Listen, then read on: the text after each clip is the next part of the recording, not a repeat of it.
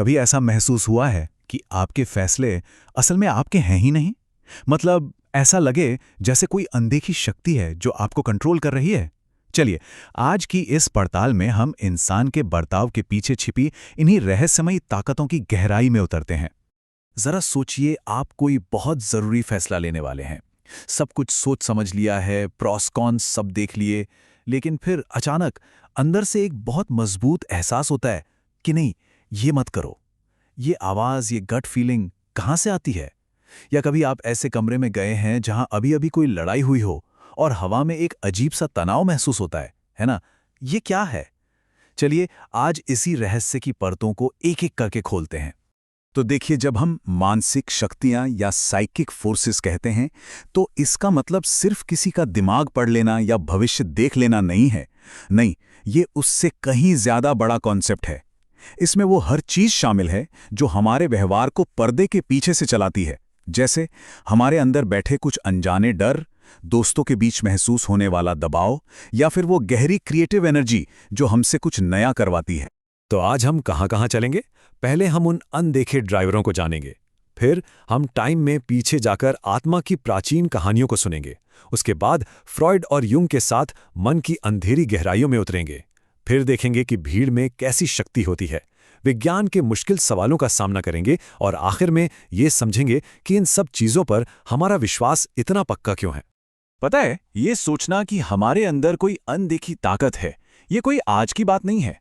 हजारों सालों से मिस्र हो, यूनान हो या अपना भारत, बड़ी बड़ी प्राचीन सभ्यताओं ने इस रहस्य को सुलझाने की कोशिश की है। उन्होंने इसे अलग अलग नाम जरूर दिए, लेकिन एक बात सब मानते थे कि इंसान सिर्फ हाड़ मांस का पुतला नहीं है, उसमें कुछ और भी है। तो फिर चलिए एक वैचारिक टाइम मशीन में बैठते हैं और सीधा चलते हैं अतीत में, ये देखने के लिए कि हमारे पूर्वज इन ताकतों के बारे में आखिर सोचते क्या थे। और कमाल की बात देखिए, दुनिया के अलग अलग कोनों में लोगों ने लगभग एक जैसी बात सोची। यूनान में इसे साइकी कहा गया, जिसका मतलब था वो सांस जो जीवन देती है। भारत में इसे प्राण कहा गया, वो जीवन शक्ति जो सिर्फ हम में नहीं, पूरे ब्रह्मांड में बहती है। चीन में इसी को ची कहा गया और प्राचीन मिस्र में का। नाम भले ही अलग थे, पर सोच एक ही थी कि हमारे अंदर एक अदृश्य लेकिन बहुत जरूरी ऊर्जा है। और अब कहानी में एक बहुत बड़ा ट्विस्ट आता है। हम 20वीं सदी के दरवाजे पर खड़े हैं और एक नाम, सिगमंड फ्रॉयड। ये नाम इस पूरी बहस का रुख हमेशा हमेशा के लिए बदलने वाला था। अब फोकस आत्मा से हटकर हमारे अपने मन की अनजानी और अंधेरी गहराइयों पर आ गया। फ्राइड ने तो जैसे एक धमाका ही कर दिया। उन्होंने कहा कि असली मानसिक शक्तियां कहीं बाहर नहीं, बल्कि हमारे ही अंदर हैं, हमारे अचेतन मन में। ये हमारे दिमाग का वो तहखाना है जहां हम अपने सारे डर, अपनी शर्मिंदगी और वो सारी इच्छाएं ढकेल देते हैं जिन्हें समाज अच्छा नहीं मानता। लेकिन ये दबी हुई चीजें खत्म नहीं होती। ये हमारे सपनों में, हमारी जुबान फिसलने पर और हमारे बर्ताव के जरिए लगातार बाहर आती रहती हैं। जैसे कोई इंसान बार बार गलत लोगों को ही अपनी जिंदगी में क्यों चुनता है? शायद इसलिए कि अनजाने में वो अपने बचपन के किसी रिश्ते के पैटर्न को दोहरा रहा है। लेकिन फिर फ्रॉयड के ही एक बहुत काबिल शिष्य थे, कार्ल युंग। उन्होंने इस आइडिया को एक बिल्कुल नई ऊंचाई दे दी। जहां फ्रॉयड का अचेतन मन पर्सनल था, यानी हर किसी का अपना अपना, वहीं युंग ने कहा कि एक सामूहिक अचेतन भी होता है। उनका मानना था कि हम सब जन्म से ही पूरी इंसानियत की साझी यादों और कहानियों से जुड़े हुए हैं। ये कहानियां और सिंबल्स हमारे अंदर आर्केटाइप्स के रूप में मौजूद हैं, जैसे कि हीरो का आर्केटाइप जो हमेशा मुश्किलों से लड़ता है, या ट्रिकस्टर का जो सारे नियम तोड़ता है। और ये बात युंग के विचार को एकदम सही तरीके से बताती है। और यही वजह है कि दुनिया की हर कहानी में, चाहे वो रामायण हो या हॉलीवुड की स्टार वॉर्स, हमें एक हीरो, एक समझदार गुरु और एक विलन जैसे किरदार बार बार मिलते हैं। युंग के हिसाब से ये सिर्फ कहानियां नहीं है, ये हमारी सामूहिक चेतना की परछाइयां हैं जो अनजाने में हमारे व्यवहार को एक शक्ल देती हैं।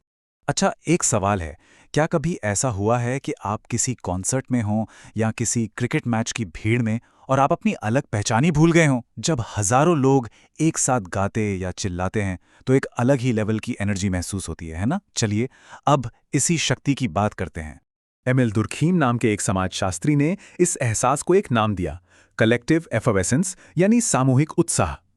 इसे ऐसे समझिए जैसे हजारों छोटी छोटी मोमबत्तियां जब एक साथ जलती हैं तो एक बहुत बड़ी और शक्तिशाली ज्वाला बन जाती हैं। दुर्खीम के लिए ये सामूहिक उत्साह वही बड़ी शक्तिशाली ज्वाला है। ये एक ऐसी मानसिक शक्ति है जो किसी एक इंसान की नहीं बल्कि पूरे ग्रुप की होती है, और वो उस ग्रुप के हर एक सदस्य को अपनी चपेट में ले लेती है।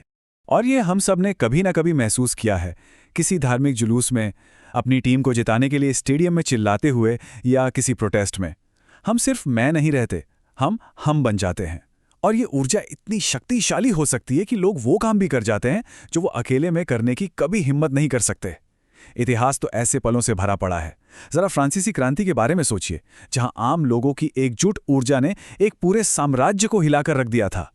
लेकिन हर कहानी में एक विलेन होता है, और इस कहानी में विलेन है सख्त तर्क पर चलने वाला विज्ञान, जो दरवाजे पर दस्तक देकर कहता है, भाई ये सब बातें सुनने में तो अच्छी हैं, लेकिन सबूत कहाँ है?